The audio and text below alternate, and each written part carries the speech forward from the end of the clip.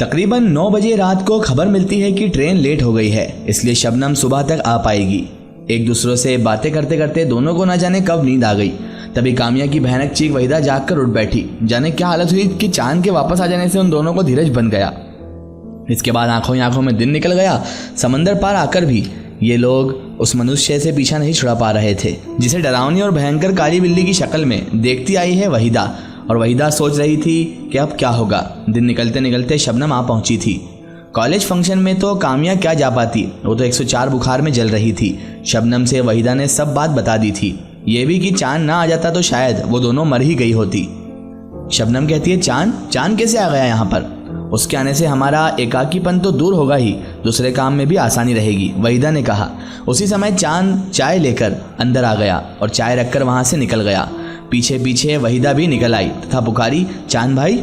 चांद ने घूमकर उसकी तरफ देखा तो उसकी आंखों में सुर्खी थी। जब से आए हो कुछ खफा खफा से हो, क्या बात है? चांद ने कहा, ऐसा तो कुछ भी नहीं, वैसे मैं सदा के लिए कल वापस जा रहा हूँ। मुझे खुशी है लेकिन तुमसे दूर होने का गम रहेगा। कहाँ जाने की बात कर रहे हो आप? अभी तो मुझे काम निपटाने हैं, फिलहाल चलता हूँ, कल शाम तक लौटूंगा, तभी जान जाओगी मैं कहाँ जा रहा हूँ। वहीदा चांद की बात सुनकर शबनम के पास वापस आ पहुंची। कामिया को उसके घर पहुंचाकर आने और बुआ द्वारा लाए गए सामानों को देखने से फुर्सत ही ना मिल सकी थी कि चांद का कहा हुआ बुआ को बता पाती। वहीदा को चांद का व्यवहार आज बड़ा ही अजीब सा महसूस हुआ था। उसका बर्ताव बार बार उसे चुप सा रहा था। चांद ताबेदार है, सब कामों में भी लगा रहता है, फिर भी उसके रहते मेरी उलझन में फंसी रहती है, शबनम कहती रहती थी। कामिया के चले जाने के बाद वहीदा व शबनम सोने के लिए बिस्तर पर पहुंची तो रात के 9 बज चुके थे, लेकिन एक अजीब सी खामोशी का एहसास हो रहा था। हवा के जोर से शहतूत के पेड़ झुके जा रहे थे। पूरे इलाके में घुप अंधेरा पसरा था। जंगल का माहौल अधिक होने के कारण हवा का जोरदार झक्कड़ चल रहा था और झिंगुरों की आवाज जाने कैसा खौफ पैदा किए दे रही थी। बिस्तर पर पड़ी पड़ी वहीदा आसमान की तरफ देख रही थी कि जैसे कुछ याद आ गया हो। वो एकदम बोली, बुआ आज चांद की क्या तारीख है? आज तो 27 तारीख है, लेकिन चांद कहाँ गया? हिसाब लगाकर बताती शबनम ने फौरन पूछा। वो तो कल तक के लिए कहीं गया है। वह फक पड़ गई। 0 पावर के बल्ब के हल्के प्रकाश में खिड़की के शीशों पर शहतूत की परछाइयां जाने कैसी कैसी आकृतियां बना रही थी। आधी रात हो चुकी थी। तभी खिड़की पर आवाज हुई। भयभीत वहीदा ने उधर ही निगाह उठाई। अपनी सुर्ख आंखों के साथ भयानक अंदाज में काली बिल्ली वहां बैठी उनकी तरफ घूर रही थी। पत्थर की मूर्ति सी बनी शबनम भी उसे ही देखे जा रही थी। फिर बिल्ली खिड़की से कूद गई तथा फौरन वही जानी पहचानी दिल दहला देने वाली भयानक चीख गूंज उठी। रात की खामोशी में यह चीख कपकपा देने वाली थी। यह चीख मृत्यु की थी। जल्दी से वहीदा ने बुआ के सीने से लगकर सुकून पाना चाहा, लेकिन उसे अपने पांव ऐसे लगे जैसे एक एक मन के हो गए हों। अपने स्थान से वह हिल भी नहीं पा रही थी। भयानक चीख दूर होती जा रही थी। खामोशी बढ़ती गई और वह किसी बुत के समान बैठी हुई थी। पड़े पड़े वह डर से होश गंवा बैठी। जाने कैसा शोर सुनकर सुबह वहीदा की आंखें खुली तो उसने देखा कि चांद उसके ऊपर झुकाकर कह रहा था, उठो वहीदा उठो। वहीदा की आंखें खुली तो उसे सहारा देते हुए चांद ने उठाया तथा फिर कॉफी भी पिलाई।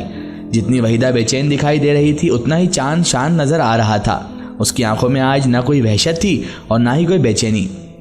घर के बाहर इकट्ठी भीड़ की तरफ वहीदा का ध्यान गया तो परेशान होकर उसने बुआ के बिस्तर की तरफ गौर किया जो खाली पड़ा था। वह बला कल रात भी आई थी चांद भाई, बेचैनी में डूबते उतारते हुए वहीदा ने उसे बताया। जवाब में चांद चुप रहा। तभी वहीदा ने पूछा, बुआ किधर है? तभी चांद चुप रहा और संतोष के साथ बोला, उन्हें तो बला ले गई। चिल्ला चिल्ला कर वहीदा ने रोना शुरू कर दिया। अब तक यह बस तुम्हारी मोहब्बत के कारण ही जिंदा थी। चांद ने इस प्रकार कहा कि वैसे कोई बात ही ना हो। वहीदा ने जैसे चांद की बात सुनी थी वह बाहर की ओर लपकी। बरामदे में रखे शबनम के जनाजे पर वहीदा पछाड़ खाकर गिरी और दहाड़े मारने लगी। सब उसे संभाल रहे थे। जनाजे के बाद मोहल्ले वाले और रिश्तेदार तक चले गए। कामिया के खानदान वाले वहीदा से अपने साथ चलने के लिए कहे जा रहे थे।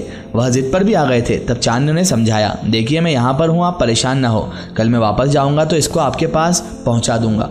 आज एकदम घर खाली छोड़ना भी अच्छा नहीं होगा। 2 महीने बाद इकराम आ जाएगा, दोनों की शादी करा दें।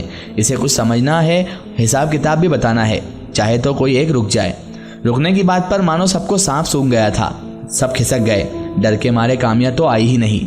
भयानक आवाज सुनकर घबराए मोहल्ले वाले भी जा चुके थे। कामिया की अम्मी वहीदा को ले जाने की जिद कर रही थी, लेकिन जिद में खास दम नहीं था। शायद उनके मन में डर था कि उसकी वजह से उनके घर कोई मुसीबत न टपक पड़े। वह तो तब था कि उनकी यह मौत देखी थी और सारी सच्चाई जान गई थी और वो तो यही कह रही थी कि अगर पहले मानो तो शबनम के जनाजे में भी वो नहीं आती। रुकने के नाम तो वह साफ कन्नी काट गई थी। वहीं पर यह सब साफ सूफ महसूस हो रहा था। सबके वापस चले जाने के बाद गमजदा वहीदा भीतर बैठी थी तो चांद भी उसके पास कुर्सी खींचकर आ बैठा। गम में डूबी वहीदा बड़बड़ाई, अब मेरा नंबर है। प्यार भरी आवाज में चांद बोला, तुम्हारे साथ ये ना होगा। वहीदा की रुलाई फिर फूट पड़ी, हमारे खानदान पर किसी ने काला जादू करा दिया है। हम सोचते थे कि समंदर पर आने के बारे में उसका यह असर खत्म हो जाएगा, लेकिन यहाँ भी वह आफत मौजूद है। वह जब भी दिखती है तो खानदाना कोई ना कोई अल्लाह को प्यारा हो जाता है। अब वह 2 दिन से चक्कर काट रही है। कामिया पता नहीं कैसे बच गई थी। अब बस परिवार की आखिरी मेंबर मैं ही बची हूँ। कामिया को नहीं मरना था। चांद ने जिस अंदाज में यह अल्फाज कहे सुनकर हैरान उठी वहीदा। उसे डर भी लगा। कई बार चांद की शख्सियत उसे उलझा भी देती थी, फिर उसे वह अपना भरम भी मान लेती थी। लेकिन उसके मन में आज यकीन पक्का हो गया कि इन सब वारदातों से चांद का कोई ना कोई वास्ता जरूर है। इसके अलावा जब भी वह बला टूटी तो हर बार चांद घर से बाहर ही होता था। मन ही मन में घबरा उठी वहीदा। सामने बैठा चांद अभी तक उसे ही देख रहा था। वह पूछ बैठा, क्या बात है? तुम्हारे ही बारे में सोच रही हूँ। तुम्हारी शख्सियत के बारे में जानकर वह आफत इधर कभी फटकेगी भी नहीं। कैसे कह सकते हो? क्योंकि उस बला का इंतकाम खत्म हुआ। तुम्हारी पाक मोहब्बत ने लंबा फासला कर दिया था। मैं इकराम को चाहती हूँ। घबरा कर वह बोली, तुम इकराम की ही बनोगी। मेरी बेटी जैसी हो तुम। घबराओ नहीं। एक बात और, 1 महीने में यहीं पर आ जाएगा वो। उसके यहाँ पहुँचने तक तुम अकेली ना रहोगी। लो पकड़ो। अपनी बात पूरी करते करते चांद ने एक पोटली उसके हाथ में थमा दी। हैरानगी से वहीदा ने पूछा, क्या है इसमें? प्यार से चांद ने कहा, खोलो तो। पोटली खोलते उसमें चमचमाते जेवरात बाहर आ गए थे। इनमें छोटा सा एक ताज और जड़ाऊ टीका सबसे खास थे। कुछ दीवानगी के अंदाज में चांद ने कहा, अच्छा जरा इन्हें पहनकर तो दिखाओ। वहीदा जानती थी कि चांद एक पाक तबीयत शख्स है। वह खुद भी उससे लगाव रखती आई थी, लेकिन इस समय जाने उसका मन कैसा हो रहा था। उसे डर सा लग रहा था। अच्छा बस टीका पहनकर दिखा दो। चांद ने इसरार किया। वहीदा ने ऐसा ही किया तो वह खुश हो उठा। फिर बोला, वहीदा तुम्हारी कोई कितनी भी तारीफ करे, लेकिन दूसरे ने हक पर नियत मत डालना, जैसा तुम्हारी बुआ ने किया था। इकराम तुम्हें जान से ज्यादा रखेगा। चांद की बात से वहीदा का दिल धड़क उठा। उसने राजकुमारी शबनम और सचिन का वाकया सुना हुआ था। चांद ने जो कुछ कहा था उससे वहीदा को सब याद आ गया। शबनम और सचिन दोनों ही बेवफा और जालिम थे। शबनम ने मुझे धोखा दिया। उसने मेरी मोहब्बत मुझसे छीन ली। उसके हुस्न में पागल सचिन ने उससे शादी के लिए 2 दिन पहले मुझे कैद कर लिया। मैंने उससे बार बार प्यार की दुहाई दी, रोई चिल्लाई, लेकिन उस कसाई को रहम नहीं आया। उसने मुझे जान से मार दिया और मेरी मौत को बड़ी सफाई से आत्महत्या सिद्ध करके चिता के हवाले करा दिया। मैंने उन्हें बर्बाद करने की ठान ली थी और एक एक करके मैंने सबको मार डाला।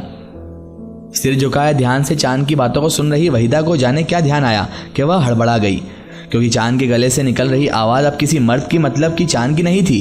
वह तो दर्द में डूबी एक दिलकश आवाज़ थी, वह भी किसी औरत की।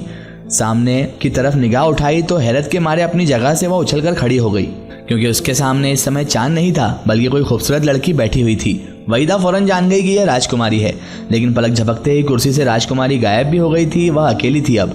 वहीदा ने कमरे में चारों तरफ देखा। ये जो कुछ हुआ सपना था या फिर हकीकत थी? हैरान परेशान वहीदा सोचने लगी। उसी वक्त सामने पड़े जेवरात पर वहीदा की निगाह पड़ी तो उसने अपने माथे पर हाथ लगाया तो वहां टीका मौजूद था। दूर दूर तक खामोशी छाई थी और कुछ भी नहीं था। तब वह कमरे में वापस आ बैठी। थोड़ी देर बीती होगी कि ये उन्हें मकान दिलाने वाला इकरामुल हक आ पहुंचा। एक औरत और छोटा बच्चा वह साथ में लिए था। वहीदा से बोला, इनके पास मकान का इंतजाम नहीं है, इसलिए इन्हें 1 महीने अपने पास रख लीजिए। तुम अकेली ना रहोगी। वहीदा के कानों में उसी समय चांद की आवाज़ ने सरगोशी की। चौंक कर उसने इधर उधर निगाह डाली, लेकिन चांद वहाँ नहीं था। उसने उन दोनों को रहने की खुशी से हामी भर दी।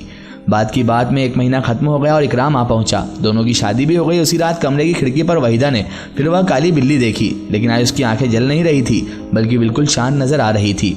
वहीदा के देखते देखते वह वापस कूद गई। दिल धड़क उठा डर के मारे वहीदा का। उसे लगा वह मनुष्य चीख आई और अब आई, लेकिन कुछ नहीं हुआ। वहीदा के जीवन में फिर वह चीख या कोई सिसकी कभी भी नहीं सुनाई दी।